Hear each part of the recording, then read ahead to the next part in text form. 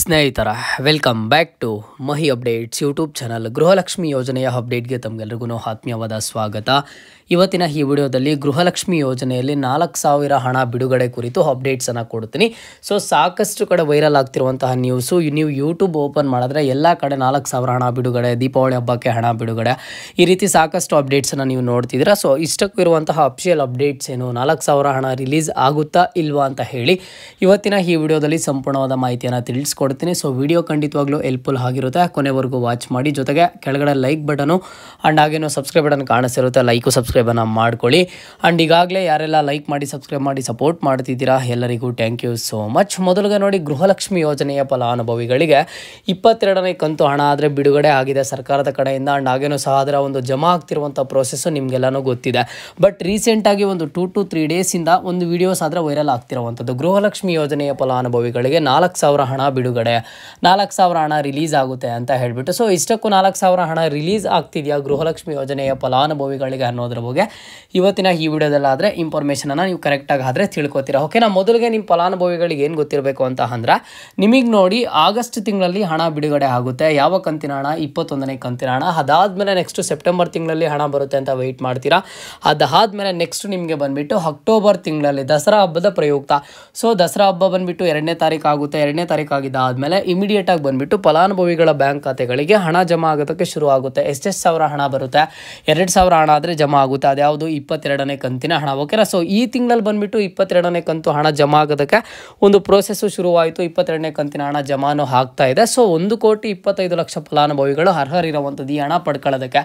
ಇದುವರೆಗೂ ಸಹ 40% ಫಲಾನುಭವಿಗಳಿಗೆ, 40ಕ್ಕೂ ಹೆಚ್ಚಂತಾನೆ ಅನ್ಕೋಬೋದು, ಅಷ್ಟು ಪರ್ಸೆಂಟ್ ಆಫ್ ದಿ ಫಲಾನುಭವಿಗಳಿಗೆ 22ನೇ ಕಂತು ಹಣ ಆದರೆ ಜಮಾ ಆಗಿಲ್ಲ. ಯಾಕೆ ಅಂತ ಅಂದರೆ ಇದರ ಒಂದು ಪ್ರೋಸೆಸ್ ಬಂದುಬಿಟ್ಟು ತುಂಬ ಸ್ಲೋ ಆಗಿ ನಡೀತಿರುವಂಥದ್ದು. ನಿಮಗೆಲ್ಲ ಗೊತ್ತಿರೋ ಹಾಗೆ ಯಾವುದೇ ಕಂತಿನ ಹಣ ಬಿಡುಗಡೆ ಮಾಡಿದಾಗ ಸ್ಟಾರ್ಟಿಂಗು ಒಂದಿನ 1,00,000 ಫಲಾನುಭವಿಗಳಿಗೆ, ನೆಕ್ಸ್ಟ್ ದಿನ ಇನ್ನೊಂದು ಇಷ್ಟು ಲಕ್ಷ ಫಲಾನುಭವಿಗಳಿಗೆ ಈ ರೀತಿ ಜಮಾ ಆಗ್ತಿತ್ತು. ಒಂದು ಪ್ರೋಸೆಸ್ ಆದರೆ ಸ್ಪೀಡಪ್ ಆಗ್ತಿತ್ತು. ಬಟ್ ಈ ಸರಿ ಬಂದುಬಿಟ್ಟು ಸ್ಪೀಡಪ್ ತುಂಬ ಸ್ಲೋ ಆಗಿ ನಡೀತಿರುವಂಥದ್ದು ಇದರ ಒಂದು ಪ್ರೋಸೆಸ್ ಆದರೆ. ಸೊ ಹಾಗಾಗಿ 22ನೇ ಕಂತು ಹಣ ಇದುವರೆಗೂ ಸಹ ಫಲಾನುಭವಿಗಳಿಗೆ ಪೆಂಡಿಂಗ್ ಇದೆ. ನಾನು ಇಷ್ಟೆಲ್ಲ ಸ್ಟೋರಿಯನ್ನು ನಿಮ್ಗೆ ಏನಕ್ಕೆ ಕೇಳಿದೆ ಅಂತ ಅಂದರೆ, ಈಗ ನಿಮ್ಮ ಮೈಂಡಿಗೆ ಬರಬೇಕು 4,000 ಹಣ ಬಿಡುಗಡೆ ಮಾಡುವಂಥ ಪರಿಸ್ಥಿತಿಯಲ್ಲಿ ಇದ್ದಾರಾ, 4,000 ಹಣ ಫಲಾನುಭವಿಗಳ ಬ್ಯಾಂಕ್ ಖಾತೆಗಳಿಗೆ ಜಮಾ ಆಗುತ್ತಾ, ದೀಪಾವಳಿ ಹಬ್ಬಕ್ಕೆ ಹಣ ಬರುತ್ತಾ ಅಂತ ಹೇಳಿಬಿಟ್ಟು.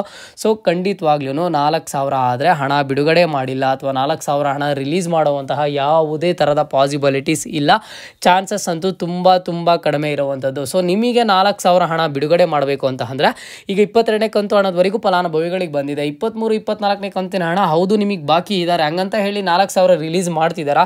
ಖಂಡಿತವಾಗ್ಲೂ ಇಲ್ಲ. ಈ ತಿಂಗಳಲ್ಲಿ ನೋಡಿ ಸರ್ಕಾರಕ್ಕೆ ಇರುವಂಥ ಟಾಸ್ಕ್ ಏನು ಅಂತ ಅಂದರೆ, ಈ ತಿಂಗಳು ಕಂಪ್ಲೀಟ್ ಆಗೋಷ್ಟು ಒಳಗಡೆ ಎಲ್ಲರಿಗೂ 1,25,00,000 ಫಲಾನುಭವಿಗಳಿಗೂ 22ನೇ ಕಂತಿನ ಹಣ ಜಮಾ ಆದರೆ ಸಾಕು. 22ನೇ ಕಂತಿನ ಹಣನೇ ಇನ್ನೂ ಕರೆಕ್ಟಾಗಿ ಜಮಾ ಆಗ್ತಿಲ್ಲ.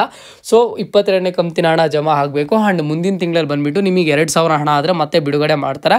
ಸೊ ಅದನ್ನು ಬಿಟ್ಟರೆ 4,000 ಹಣ ನಿಮಗೆ ರಿಲೀಸ್ ಆಗ್ತಿಲ್ಲ, 4,000 ಹಣ ಬಿಡುಗಡೆ ಆಗೋದಿಲ್ಲ. ದೀಪಾವಳಿ ಹಬ್ಬಕ್ಕೆ ಮಹಿಳೆಯರಿಗೆ ಯಾವುದೇ ಥರದ ಗುಡ್ ನ್ಯೂಸ್ ಆದರೆ ಇಲ್ಲ.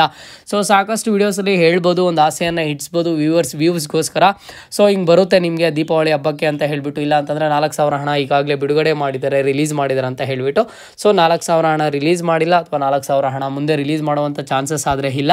ನಿಮಗೆ ಬಂದರೆ ಕೇವಲ 2,000 ಹಣ ಮಾತ್ರ. 4,000 ಹಣ ರಿಲೀಸ್ ಮಾಡದೇ ಇರೋದಕ್ಕೆ ರೀಸನ್ ಏನು ಅಂತ ಅಂದರೆ, 1,25,00,000 ಫಲಾನುಭವಿಗಳಿಗೆ ಪ್ರತಿಯೊಬ್ಬರಿಗೂ 4,000 ಹಣ ಬಿಡುಗಡೆ ಮಾಡಬೇಕು ಅಂತ ಅಂದರೆ ಅದಕ್ಕೂ ಒಂದಿಷ್ಟು ರೂಲ್ಸ್ ಆದರೆ ಇರುತ್ತೆ. ಸೊ ಓಕೆನಾ. ಮೊದಲಿಗೆ ಫೈನಾನ್ಸ್ ಡಿಪಾರ್ಟ್ಮೆಂಟ್ ಕಡೆಯಿಂದ ಹಣ ಬಿಡುಗಡೆ ಆಗಬೇಕು, ಮತ್ತು ಮಹಿಳಾ ಮತ್ತು ಮಕ್ಕಳ ಕಲ್ಯಾಣ ಅಭಿವೃದ್ಧಿ ಇಲಾಖೆ ಕಡೆಯಿಂದ DBT ಆಗಬೇಕು. ಸೊ ಪ್ರೋಸೆಸ್ ಆದರೆ ಲಾಂಗ್ ಇರೋವಂಥದ್ದು.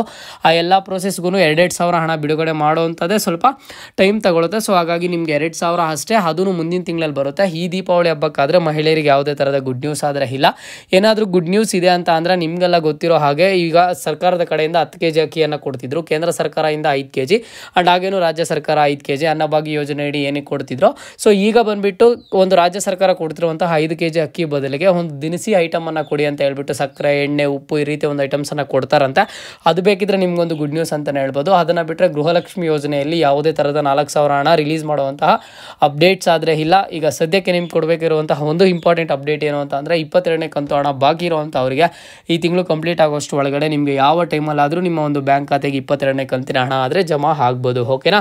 ಇದು ಇವತ್ತಿನ ಮಾಹಿತಿ ಆಗಿತ್ತು. ಮುಂದೆ ಎಲ್ಲ ರೀತಿಯ ಹೆಚ್ಚಿನ ಗೃಹಲಕ್ಷ್ಮಿ ಯೋಜನೆಯ ಅಪ್ಡೇಟ್ಸ್ ಜೊತೆಗೆ ಸಿಗ್ತಾ ಇರೋಣ. ಅಲ್ಲಿಯ ತನಕ take care and keep watching Mahi updates for more updates.